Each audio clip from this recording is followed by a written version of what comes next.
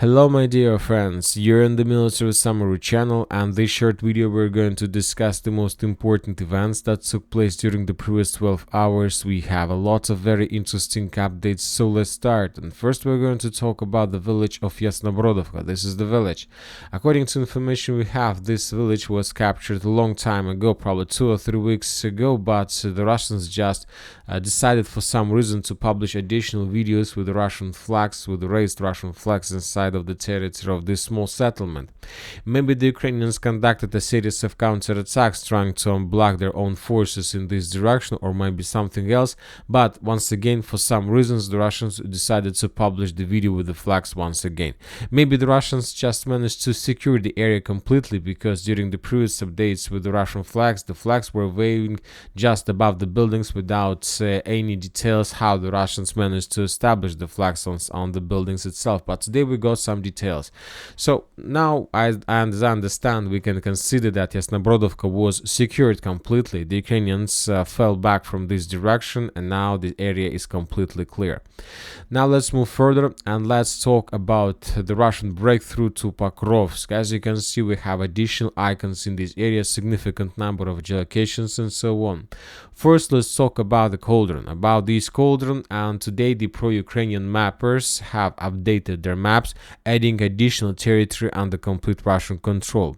We are talking about these pockets. So according to information we have, as a result of breakthrough operation, the Ukrainians managed to evacuate their forces from this area towards more reliable territories to the west. We are talking about these strongholds and most likely Ivanovka itself. So the Ukrainians managed to evacuate, and according to the Ukrainians, they haven't suffered almost no losses.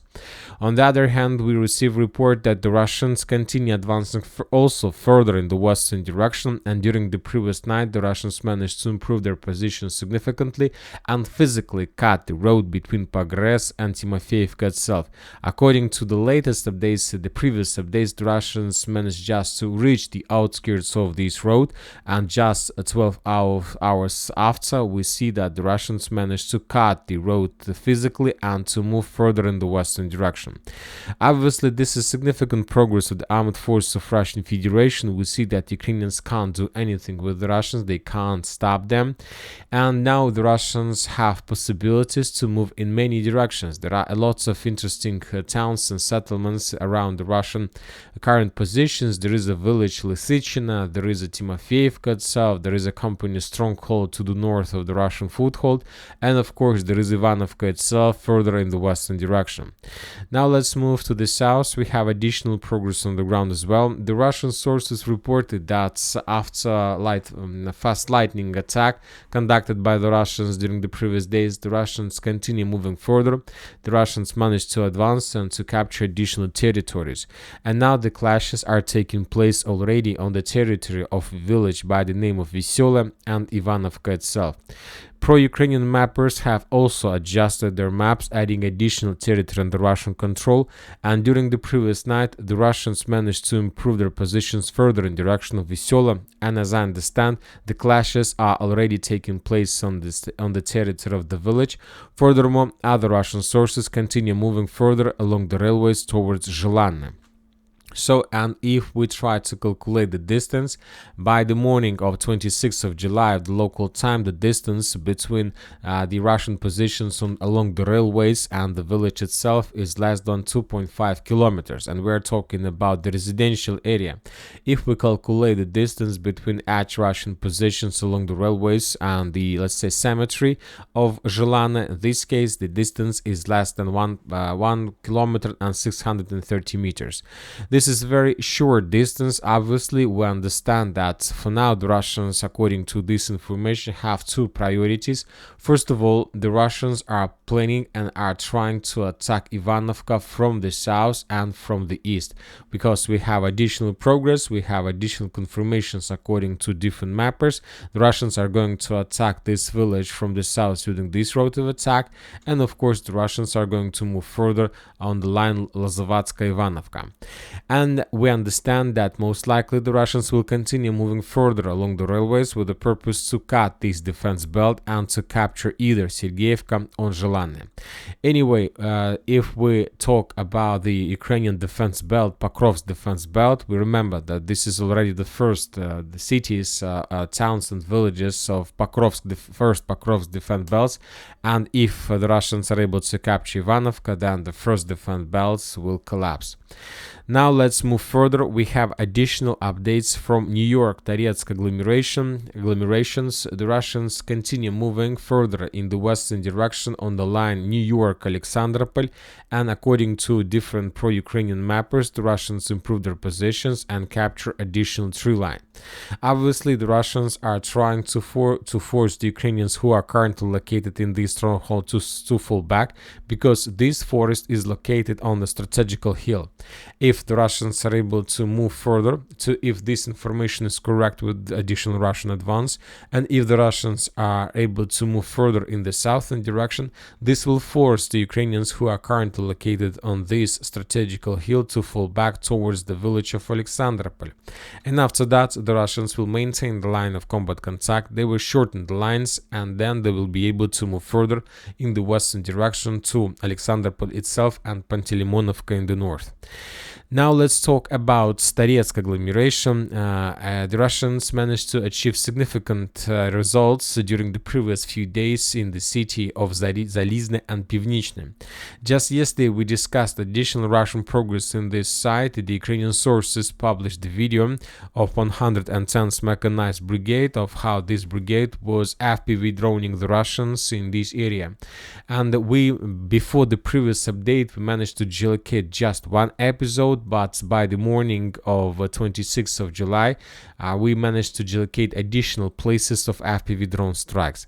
So first of all, the strike took place here, and there was a video episode with the Russian flag, which confirms complete control over this building. Another episode was geolocated in this site between Kaspiyska and Pershetravneva Street, so this episode is not so important. And another episode was geolocated along the Fridha-Elskina Street, so in this area. So based on these videos, based on these episodes, we have adjusted the map. So we have colored this part of Zalizne under complete Russian control, and we kept this part of Pivnichne also under complete Russian control. Furthermore, during the previous 12 hours, we received additional updates from different mappers. According to pro-Ukrainian mappers and pro-neutral mappers, the Russians managed to capture also these buildings along Belinskova Street, along Chekhova Street, and along Torgova Street. So this territory was captured by the Russians, and as we can see, now the Russians are trying to improve their positions inside of the city and to force the Ukrainians to fall back. Anyway, the Russians, the most important, managed to establish complete control, complete physical control and fire control over the Pioneer Avenue, which is the most important progress of armed force of Russian Federation in this direction. As for Zalizne itself, about this city, we have additional progress as well, and according to neutral mappers, the Russians captured significant territories, as you can see, and also managed to cut Pioneer Avenue from this side of Zalizne city. So the Russians captured school, the Russians captured some high-rise building areas, the Russians captured some parks, some residential parts of the building of the city, and the progress is significant. The Ukrainians still try to hold their positions in this small local citadel. It's not like very big high-rise building areas, just 4 floors buildings, but also some positions that Ukrainians can hold for a while. But considering the Russian movements and the vector and direction of Russian attacks, we can make a conclusion that currently the main target of the Russians in Zalizne Pivnichne direction is to establish complete control control over the Toretsk college. So this is the main territory and the main objective of the Russians, at least in this stage of Toretsk offensive operation. If the Russians are able to capture this territory, then they will be able to establish complete physical and fire control over the main hills, to split defense into many parts, and even to force the Ukrainians to fall back from this stronghold, or even to encircle them and to create another cauldron. Summarizing everything, we can make a conclusion that the battle for the central part of Zalizne and Toretsk Pivnichne agglomeration is about to be finished. The Russians are about to get the outskirts of Toretsk itself and to enter the second phase of this assault operation in this area. Now let's move further. As for Chasov Yar, during the previous 12 hours we haven't received anything important, just the regular activity of the Russians. We got additional video that confirms Russian presence and Russian control over Ivanovka. The Russian sources published the video how they managed to capture up to 2 Ukrainian soldiers in the basements and in the buildings of Ivanovka, probably the Ukrainians that were abandoned by their commanders or who decided to stay in the village and to wait when the Russian forces arrives and then to surrender them. We don't know for sure what was the reason why the Ukrainians surrendered, but anyway, we see that the process, this video confirms another video that confirms Russian control and that Ukrainians decide to surrender. As for Skupin's direction during the previous 12 hours, as you can see, we haven't received anything important, just the regular activity, and the same story in Volchansk area, just the regular activity. There are very heavy clashes. The Ukrainians published video of how they were FPV droning the Russians in Gluboka, which confirms that this village is under complete Russian control. The Russians on their side published the video of another FAB 3000 strike on Ukrainian positions that probably caused significant damage to the manpower of armed forces of Ukraine.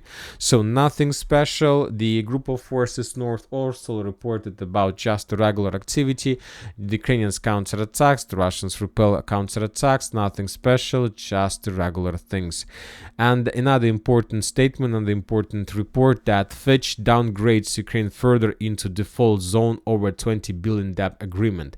Fitch downgraded Ukraine's credit rating from CC to C, which means a default has already occurred or is imminent. So Ukraine from now on is bankrupt.